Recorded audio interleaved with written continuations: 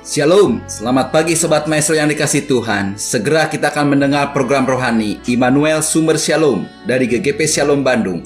Inilah seri yang selanjutnya. Immanuel datang memberikan dan meneruskan Shalom. Dengarkan dan terima firman Tuhan sebagai pegangan hidup hari ini. Selamat menikmati. Shalom, selamat pagi Sobat Maestro. Kita bersyukur kita boleh bertemu kembali dan kita boleh mendengar firman Tuhan sebelum kita melangkah masuk pada hari yang baru ini. Mari kita berdoa. Terima kasih Maha Besar Bapa yang di surga, penyertaan Tuhan semalam sehingga pagi ini kami boleh bangun lagi dan boleh bersiap untuk berkarya. Dan terima kasih ada kesempatan buat mendengar firman Tuhan. Mari Tuhan, rendahkan hati kami, sederhanakan iman kami, arahkan kami dengan firman Tuhan. Dalam nama Tuhan Yesus Kristus. Haleluya. Amin. Firman Tuhan pada pagi hari ini akan disampaikan oleh Bapak Pendeta Thomas Suherlan. Saudara, mari kita akan sama-sama membuka firman Tuhan dari Lukas pasal 23. Lukas 23 ayat 33 sampai dengan 43.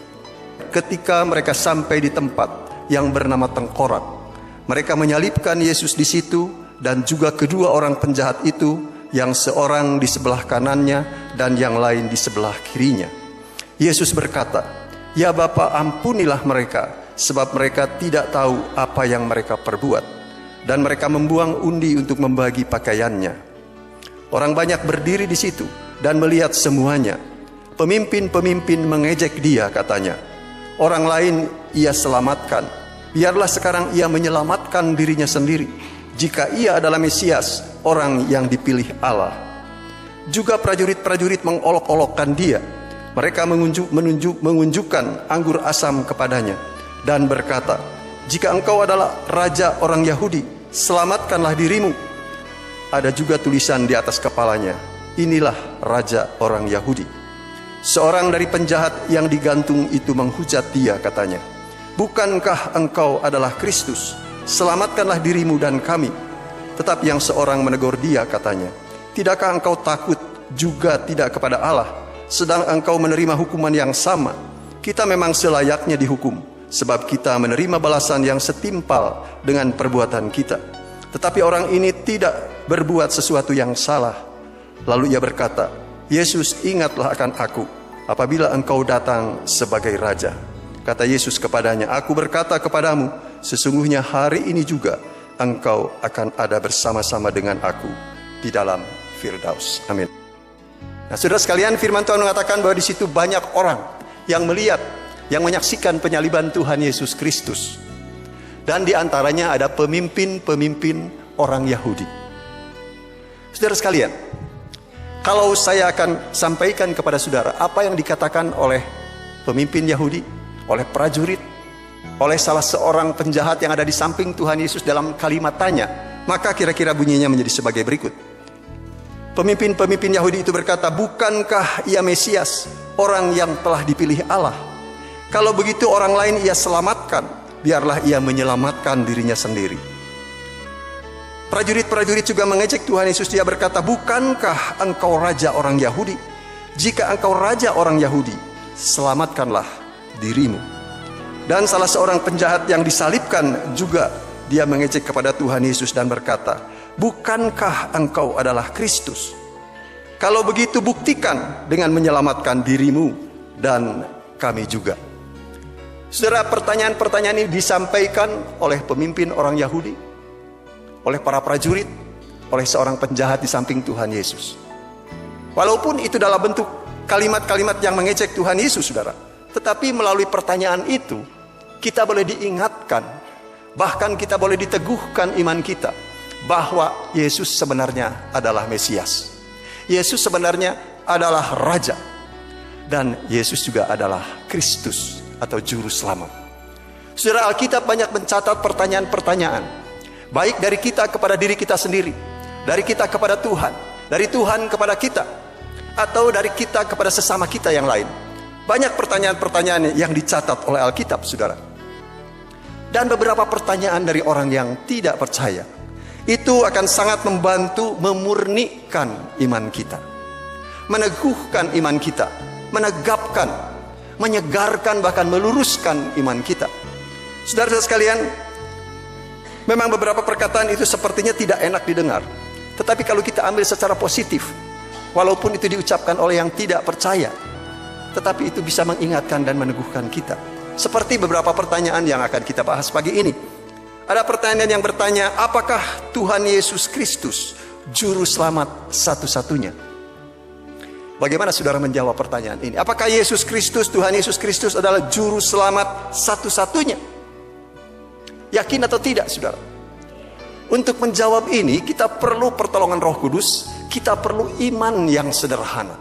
Kenapa? Karena menurut hikmat dunia ini, keselamatan melalui salib Kristus adalah satu kebodohan.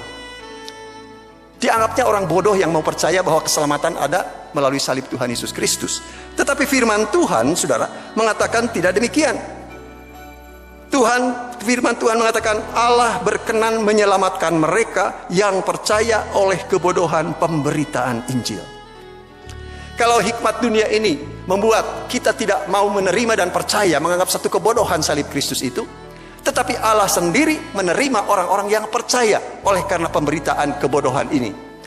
Pemberitaan Injil ini yang dianggap oleh dunia kebodohan, tetapi justru itu yang menyelamatkan. Saudara-saudara sekalian, seperti firman Tuhan mengatakan, seperti Musa meninggikan ular di padang gurun, demikian juga anak manusia harus ditinggikan. Tidak bisa tidak, Tuhan Yesus Kristus harus ditinggikan, mati di atas kayu salib. Itu syarat yang satu-satunya. Tanpa melalui salib Kristus, maka tidak ada pengampunan dosa. Dosa adalah dosa, sekecil apapun dia tetap dosa. Dosa harus dihukum, dan upah dosa adalah maut. Bukan dosa yang sekarang kita perbuat, tetapi dosa yang memang kita dilahirkan di dalam dosa. Dan itu yang harus ditebus oleh darah Kristus. Karena itu Kristus mau tidak mau, Tuhan Yesus harus disalibkan, mencurahkan darahnya di atas kayu salib untuk menebus dosa saudara dan saya. Saudara-saudara sekalian, Tuhan mau supaya kita ini mengingat ini semua, bahwa anak manusia harus disalibkan. Tanpa salib Kristus, maka tidak ada pengampunan dosa. Dan tidak ada, saudara, yang begitu jelas menyatakan mengenai keselamatan seperti apa yang dikatakan oleh Tuhan Yesus. Tuhan Yesus berkata, akulah jalan dan kebenaran dan hidup. Tidak ada seorang pun yang datang kepada Bapa kalau tidak melalui aku. Saya ulangi, akulah jalan dan kebenaran dan hidup. Tidak ada seorang pun yang datang kepada Bapa kalau tidak melalui aku. Jadi Tuhan Yesus tidak berbicara tentang harus pergi kepada si A atau kepada si B. Tuhan Yesus tidak menunjukkan kepada tempat apa atau tempat apa untuk kita bisa diselamatkan. Tuhan Yesus tidak mengajari kita bagaimana caranya untuk selamat. Tetapi Tuhan Yesus berkata, akulah jalan. Jalan menuju kepada keselamatan. Akulah kebenaran, kata Tuhan Yesus. Kenapa disebut kebenaran? Karena Tuhan Yesus sudah mati di atas kayu salib. Dia yang tidak mengenal dosa, kata firman Tuhan, tetapi dijadikan oleh Allah menjadi dosa karena kita, supaya di dalam Dia, di dalam Kristus, saudara dan saya dibenarkan oleh Allah. Jadi Tuhan Yesus Kristus adalah kebenaran. Dan setiap orang yang percaya dan menerima Tuhan Yesus sebagai Tuhan dan Juru Selamat, dia akan memperoleh hidup yang kekal. Makanya Tuhan Yesus berkata, akulah jalan dan kebenaran dan hidup. Tidak ada seorang pun, kata Tuhan, kalau tidak melalui aku, tidak ada keselamatan. Saudara, di dalam Kisah Rasul 4 ayat 12 juga dikatakan, dan keselamatan tidak ada di dalam siapapun juga selain di dalam Dia, sebab di bawah kolong langit ini tidak ada nama lain yang diberikan kepada manusia yang olehnya kita dapat diselamatkan. Dari dua kalimat yang ada di dalam dua ayat ini, saudara, kalau tidak melalui aku, kata Yohanes 14 ayat 6, kemudian Kisah Rasul 4 ayat 12 mengatakan tidak ada di dalam siapapun. Dua kalimat ini jelas menyatakan bahwa keselamatan hanya ada di dalam Tuhan Yesus Kristus. Satu-satunya juru selamat hanya Tuhan Yesus Kristus. Tidak ada tawar-menawar, mutlak. Sesuai dengan iman kita, firman Tuhan menyatakan kalau tidak melalui aku, tidak ada yang sampai kepada Bapa. Tidak ada di dalam siapapun keselamatan itu. Jadi berarti hanya satu-satunya. Jangan ragu-ragu, saudara. Jangan punya pikiran banyak jalan ke Roma, jadi harus ada alternatif ke sana ke sini buat sampai ke Roma, betul. Tetapi untuk keselamatan mutlak hanya melalui Tuhan Yesus Kristus. Bagaimana kalau seandainya saudara pernah bersaksi kepada orang lain, saya punya Yesus sumber segala pertolongan. Tetapi saudara punya pergumulan, punya doa yang disampaikan kepada Tuhan yang belum dijawab. Kita berkata Tuhan adalah sumber pertolongan, Dia adalah sumber segala kuasa, segala berkat. Tetapi saudara mempunyai satu pergumulan yang berat yang belum dijawab oleh Tuhan. Apakah saudara tetap bertahan dengan iman saudara bahwa Yesus adalah sumber pertolongan? Atau iman saudara menjadi goyang setelah saudara mendengar pertanyaan orang lain yang berkata kepada saudara dan saya, di mana Allahmu? Katanya Yesus sumber pertolongan. Lalu di mana Allah kamu? Buktinya kamu tidak ditolong oleh Tuhan. Atau kalau lebih tajam lagi pertanyaannya, apakah Allahmu mati? Saudara, apa saudara menjadi shock? Ya, menjadi begitu kaget. Iya ya, kok Tuhan belum jawab ya? Tetapi saudara, apakah kegelisahan, kegalauan, ketertekanan karena pergumulan saudara dan saya yang berat, lalu kita mundur dari Tuhan? Itu berarti saudara dan saya tidak yakin siapa itu Tuhan. Sebelum kita berdoa kepada Tuhan, sebelum kita berani berkata Yesus adalah sumber pertolongan, saudara dan saya harus yakin dulu siapa itu Yesus. Dia yang menciptakan langit dan bumi. Dia yang mempunyai kuasa di surga dan di bumi. Tidak ada yang mustahil bagi Tuhan. Jika kita sudah memiliki dasar iman seperti itu, apapun dikatakan orang, kita tetap maju. Ya, saudara jangan ikuti apa yang kita dengar yang menggoncangkan iman kita. Dia boleh bertanya, di mana Allahmu? Tetapi saudara dan saya tahu di mana Allah kita. Kita tahu bahwa Dia Allah yang besar. Saudara sekalian, saya tidak tahu apakah saudara masih punya pergumulan. Mungkin di tahun 2019 sudah berdoa kepada Tuhan, sampai sekarang belum dijawab oleh Tuhan. Atau sudah sekian lama saudara bergumul kepada Tuhan, tetapi Tuhan belum menjawab. Mungkin saudara belum menyerahkan beban saudara kepada Tuhan sepenuhnya. Mungkin saudara ragu-ragu. Firman Tuhan mengatakan jangan ragu sedikit pun. Orang yang ragu seperti ombak yang dipermainkan oleh angin. Dan orang seperti itu jangan harap akan memperoleh sesuatu dari Tuhan. Tidak boleh ragu sedikit pun saudara. Beriman 100% kalau saudara dan saya ingin menikmati 100% pertolongan Tuhan. Apa pergumulan rumah tangga?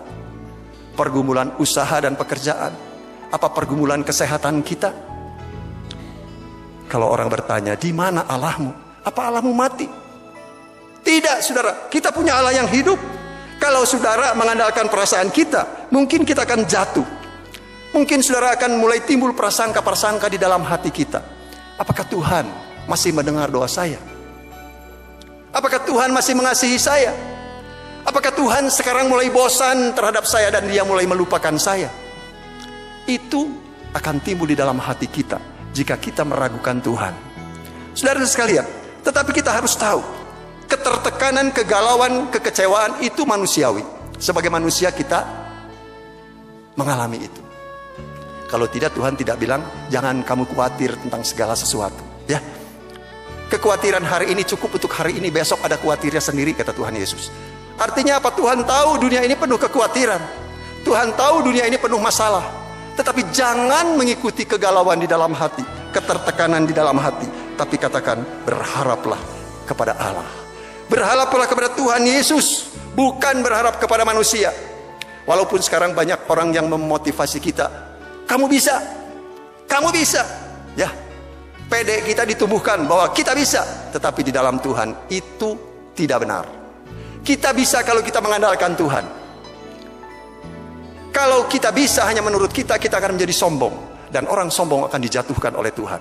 Tetapi kalau kita berharap kepada Tuhan, orang yang berharap kepada Tuhan, dia akan seperti pohon yang tumbuh di tepi air, yang merambatkan akarnya ke tepi batang air, yang tidak takut, yang tidak mengalami datangnya panas terik, yang tidak takut tahun kering, tidak takut.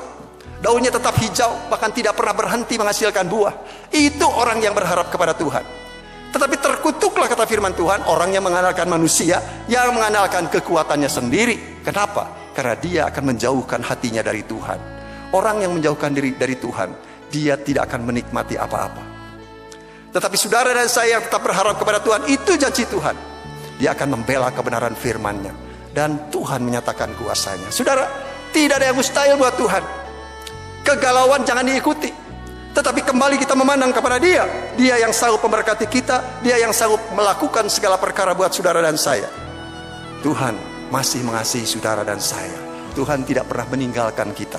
Sekali-kali aku tidak akan membiarkan engkau. Sekali-kali aku tidak akan meninggalkan engkau. Saudara, Dia Allah yang hidup. Kalau orang berkata kepada kita, di mana Allah? Ada Dia, ada di surga. Dan Dia melakukan apa yang Dia inginkan, kata firman Tuhan. Tuhan Yesus memang pernah mati di atas kayu salib sesuai dengan kitab suci, kata firman Tuhan. Ya. Dia dikuburkan, dan pada hari yang ketiga Dia bangkit, Dia hidup sesuai dengan kitab suci. Jadi Allah yang kita sembah di dalam Tuhan Yesus Kristus adalah Allah kitab suci, Allah Alkitab. Semua terjadi sesuai dengan Alkitab. Dan Dia adalah Allah yang selalu ada di mana kita berkumpul di dalam nama Tuhan. Dia ada di tengah-tengah saudara dan saya. Tuhan Yesus sendiri yang berkata, sebab di mana 2 atau 3 orang berkumpul dalam namaku, di situ aku ada di tengah-tengah mereka. Jika 2 orang di dunia ini sepakat meminta sesuatu kepada Tuhan, apapun itu, doa itu akan dikabulkan oleh Bapakku, kata Tuhan Yesus, supaya Bapa di surga dipermuliakan. Saudara sekalian, Tuhan begitu baik. Ya, firman Tuhan menuliskan, saudara, bahwa pada hari-hari zaman akhir akan tampil pengejek-pengejek yang mengejek tentang kedatangan Tuhan yang kedua kali. Ya, orang mulai mengejek, saudara. Katanya Tuhan mau datang. Ya, di mana janji tentang kedatangan Tuhan itu? Di mana janji Tuhan katanya mau datang kembali? Dari zaman dulu leluhur kita masih hidup sampai leluhur kita, nenek moyang kita mati, keadaan di dunia ini sama saja seperti waktu diciptakan. Tuhan Yesus nggak datang-datang katanya. Kenapa Tuhan belum datang? Karena bukan Dia lupa, saudara. Ya, bukan Dia lupa. Kalau kita terlalu banyak janji, kadang-kadang lupa juga ya. Tetapi Tuhan Yesus itu bukan manusia. Dia Tuhan, nggak lupa. Tetapi Dia sabar menunggu supaya setiap orang tidak ada yang binasa, kata firman Tuhan. Ya, supaya orang yang masih berjalan di dalam dosa berbalik dan bertobat. Kalau Dia datang, saudara dan saya sudah siap. Ketika Dia datang, kita akan terangkat menyongsong Dia di angkasa. Yang mati bangkit, yang hidup diangkat menyongsong bersama-sama dengan yang sudah dibangkitkan menyongsong Tuhan Yesus di angkasa. Saudara sekalian, apakah saudara sudah siap untuk itu? Jadi kalau ingin segera Tuhan Yesus datang, beritakan Injil supaya orang-orang segera bertobat. Supaya orang-orang segera menerima Tuhan Yesus, agar Tuhan Yesus datang dia selamat. Yang masih berjalan di dalam dosa segera bertobat. Jadikan firman Tuhan pelita di dalam kehidupan kita. Mengingatkan kita kalau kita berbuat yang salah. Dari firman Tuhan, ketika kita baca firman Tuhan menunjukkan mana yang salah. Tuhan juga menolong kita untuk memperbaiki kelakuan kita. Bahkan firman Tuhan ini akan mendidik saudara dan saya untuk tetap ada di dalam kebenaran. Ketika kita mengalami sesuatu, Roh Kudus mengingatkan kita, kata firman Tuhan. Dia mengingatkan kita akan firman Tuhan. Diingatkan artinya apa? Sudah ada dalam ingatan kita, ya. Kalau saudara blank, gak pernah baca firman Tuhan, Roh Kudus mau mengingatkan apa kepada kita, ya? Berkatnya ada dalam firman Tuhan, pelitanya adalah firman Tuhan. Roh Kudus yang akan meneguhkan, mengingatkan, menolong, mengajar, menguatkan kita, supaya kita tetap ada di dalam kebenaran. Kalau Tuhan Yesus datang, berarti saudara dan saya siap untuk bertemu dengan Tuhan. Saudara-saudara sekalian, bagaimana kalau ada pertanyaan begini? Inikah orang yang berdoa kepada Tuhan Yesus? Inikah orang yang mengaku Tuhan Yesus mengasihi dia? Ya, saya ulangi ya. Kayak gini nih, orang yang berdoa kepada Tuhan Yesus, orang yang mengaku Tuhan Yesus mengasihi dia, kelihatannya kok nggak ada bedanya. Sama-sama aja. Dia punya persoalan, saya punya persoalan, dia punya persoalan. Ya. Saya punya pergumulan, dia juga punya pergumulan. Dia juga bisa sakit. Jadi apa bedanya? Apa yang kayak gitu orang yang dikasihi oleh Tuhan? Gimana saudara? Kalau mendengar itu kecil hati? Jangan kecil hati. Karena saudara dan saya yang percaya dan tidak percaya sama masih hidup di dalam dunia. Dunia ini sumber masalah. Jadi siapa yang akan luput dari masalah? Tuhan Yesus aja bilang besok ada kesusahannya sendiri, berarti dunia ini memang sumber kesusahan. Kita mengalami kesusahan, tetapi jangan salah, kita bisa menyerahkan pergumulan kita kepada Tuhan. Kalau orang lain mungkin bingung, saudara. Orang lain menghadapi masalah, menghadapi jalan buntu, tetapi saudara dan saya tidak ada istilah jalan buntu. Buat anak Tuhan, bedanya tidak ada yang namanya jalan buntu. Selalu ada pengharapan, selalu ada jalan keluar. Walaupun masalah itu ada, tetapi kita bisa menikmati kemenangan karena Tuhan. Saudara dan saya harus menikmati itu. Jangan sampai orang bilang, kok sama saja? Tidak sama. Karena pada saat kita menghadapi sesuatu, kita bisa menyerahkan kepada Tuhan. Jadi semua pertimbangan kita atas masalah yang kita hadapi itu hanya berdasarkan apa yang kita lihat, kita tahu, pengalaman kita, pengetahuan kita. Tetapi Allah sanggup menyediakan jauh lebih besar. Allah sanggup menyediakan apa yang tidak terpikirkan oleh kita. Allah mempunyai segala kuasa dan cara untuk memberikan jalan keluar buat kita. Jadi saudara, apapun yang terjadi, tetap bersandar kepada Tuhan. Sekalipun pergumulan saudara dan saya adalah rekayasa iblis, ya. Campur tangan iblis yang ini menjatuhkan saudara dan saya, tidak usah takut. Karena apa? Tunduk kepada Allah, kata firman Tuhan. Menyerahkan diri, merendahkan diri kepada Allah. Berjalan menurut perintah Tuhan. Hidup sesuai dengan perintah Tuhan. Lawan iblis dan dia akan lari daripadamu. Saudara sekalian, Allah kita besar. Allah kita adalah Allah yang luar biasa. Allah kita Allah yang tidak terbatas kuasanya. Tetapi satu kali, saudara, Raja Asyur yang namanya Sanherib mengepung Israel. Tidak ada bangsa-bangsa yang bisa mengalahkan Sanherib pada waktu itu. Semua yang ditaklukkan oleh dia, tidak ada yang bisa melepaskan diri dari kekuasaan Raja Sanherib dari Asyur ini. Sampai dia anggap bangsa Israel pun sama seperti itu. Lihat katanya, Allah-Allah dari bangsa-bangsa yang sudah kutaklukkan, tidak ada yang bisa melepaskan dari tanganku. Begitu juga kamu. Jangan mau, katanya sama Hizkia, Raja Yehuda, diolok, saudara ya. Dikatakan bahwa kita punya Tuhan yang hidup. Jangan percaya, katanya, tidak ada yang bisa lepas dari tanganku, kata dia. Masakan Allahmu dapat melepaskan kamu dari tanganku, kata Raja Sanherib, Raja Asyur dengan sombong. Tetapi saudara tahu, Hizkia dan Nabi Yesaya berdoa berseru kepada Tuhan. Dan Tuhan menyuruh seorang malaikatnya.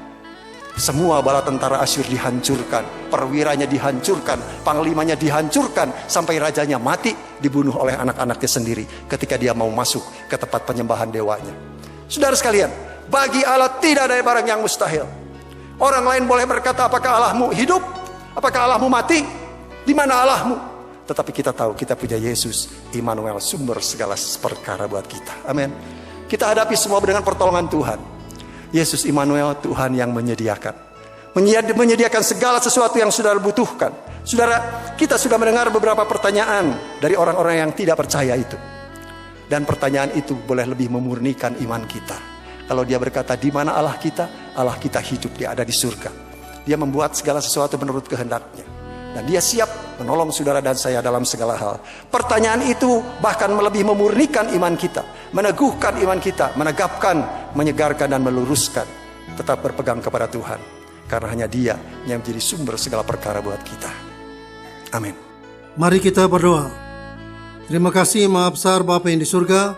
Tuhan telah berbicara, Tuhan telah berfirman. Biarlah Tuhan juga yang menyempurnakan, meneguhkan dan membenarkan setiap firman yang telah kami dengar pada pagi hari ini.